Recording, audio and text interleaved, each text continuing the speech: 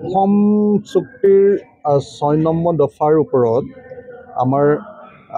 ন্যায়াধীশ বিপ্লৱ শৰ্মা ডাঙৰীয়াৰ যিখন প্ৰতিবেদন আছিলে, সেই সমিতিৰ যিখন প্ৰতিবেদন, সেই প্ৰতিবেদন সম্পৰ্কে আৰু অসমৰ মানুহৰ কাৰণে ৰাজনৈতিক, সামাজিক, অৰ্থনৈতিক, সাংস্কৃতিক যিটো সুৰক্ষা কৱচ, সাংবিধানিক সুৰক্ষা কৱচ, বিধায়িনী সুৰক্ষা কৱচ আৰু প্ৰশাসনিক সুৰক্ষা কৱচ, এই সুৰক্ষা কৱচবিলাক সম্পৰ্কে মই গভীৰভাৱে, আমি ৰাইজৰ দলৰ সভাপতি হিচাপে মই গভীৰভাৱে অধ্যয়ন কৰি আছোঁ, গভীৰভাৱে গৱেষণা কৰি আছোঁ আৰু সেই সমস্যাবিলাকৰ সমাধান কেনেকৈ সম্ভৱ হ'ব পাৰে তাৰ ওপৰত কাম কাজ কৰি আছোঁ। এতিয়া বিপ্লৱ শৰ্মা ডাঙৰীয়াৰ যিখন প্ৰতিবেদন, তেখেতৰ নেতৃত্বৰ যিখন প্ৰতিবেদন, সেই প্ৰতিবেদনখনে মই ভাবোঁ যে যথেষ্ট কথা কৈছে, কিন্তু অসমৰ সাংবিধানিক ৰক্ষা কৱচ মাটি আৰু সম্পদৰ ওপৰত সাংবিধানিক ৰক্ষা কৱচৰ কথা কোৱাৰ ক্ষেত্ৰত বিপ্লৱ শৰ্মা কমিটি ব্যৰ্থ হৈছে। প্ৰতিবেদনখনত নায়েই মাটি আৰু সম্পদৰ সুৰক্ষা, যিটো ভাৰতৰ সংবিধানৰ ৩৭১ ক অনুচ্ছেদে আমাৰ সমাজলৈ আনিছে। গতিকে প্ৰতিবেদনখনৰ কিছুমান লিমিটেশ্যন আছে। এই প্ৰতিবেদনখন সম্পূৰ্ণ কাৰ্যকৰী কৰিলেও অসমৰ ৰাইজৰ ৰাজনৈতিক, অৰ্থনৈতিক, সামাজিক আৰু সাংস্কৃতিক পূৰ্ণ পৰ্যায়ৰ সুৰক্ষা কৱচ অসমীয়া ৰাইজে লাভ নকৰে। নাম্বাৰ 1। নাম্বাৰ 2, বিপ্লৱ শৰ্মা কমিটিয়ে যিখিনি প্ৰতিবেদন দিছে, সেই কমিটিৰ প্ৰতিবেদনৰ মূল ৰাজনৈতিক যিকেইটা কথা, সেই কথাকেইটা মূলতঃ কেন্দ্ৰীয় চৰকাৰে ৰূপায়ণ কৰিব লাগিব। কিন্তু এতিয়ালৈকে কেন্দ্ৰীয় চৰকাৰে এই বিপ্লৱ শৰ্মা কমিটিৰ ৰিপৰ্টটো গ্ৰহণ কৰা নাই আৰু কেন্দ্ৰীয় চৰকাৰে এতিয়ালৈকে আমাক একো কথা কোৱা নাই যে এই শৰ্মা কমিটিৰ ৰিপৰ্টটো তেওঁলোকে কাৰ্যকৰী কৰিব নে নকৰে।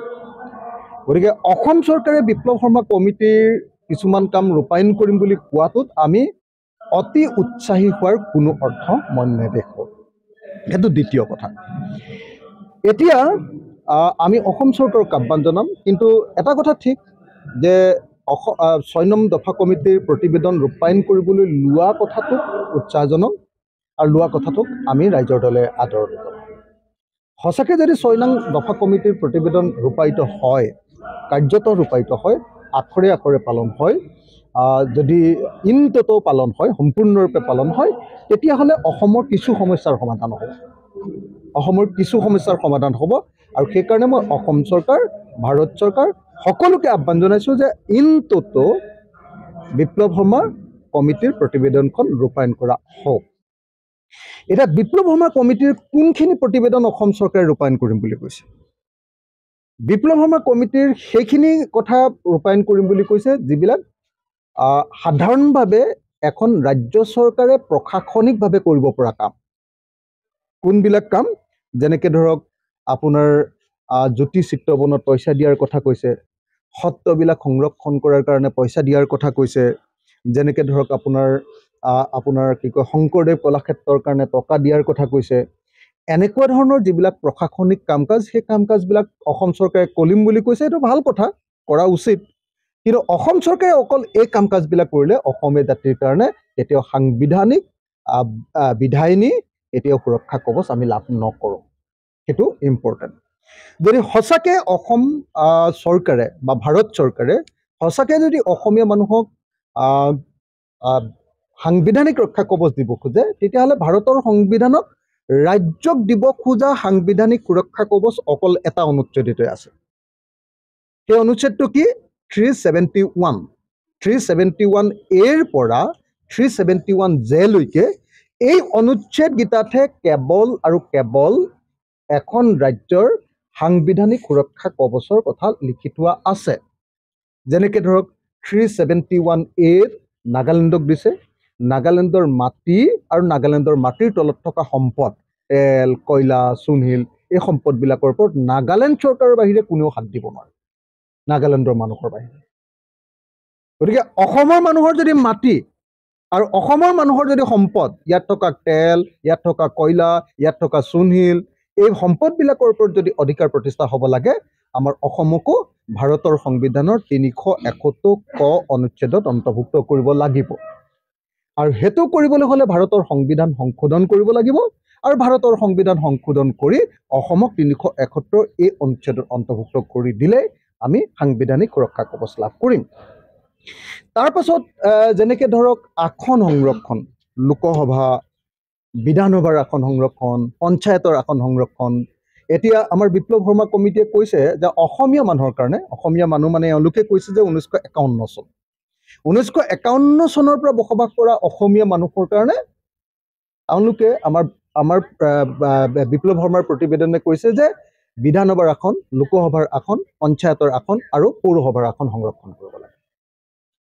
80% আৰু 70% 80% সংৰক্ষণ কৰিব লাগে বুলি কৈছে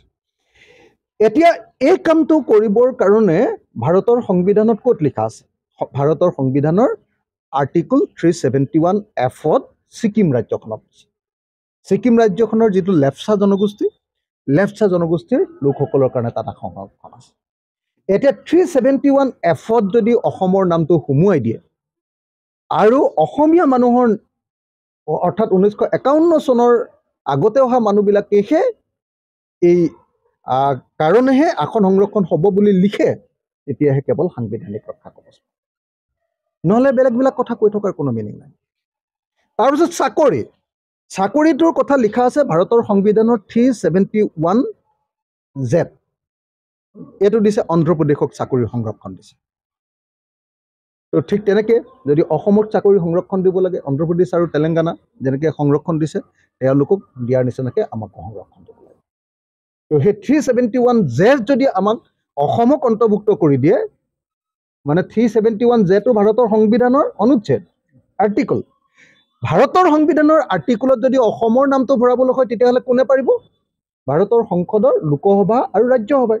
অৰ্থাৎ কেন্দ্ৰীয় চৰকাৰে পাৰিব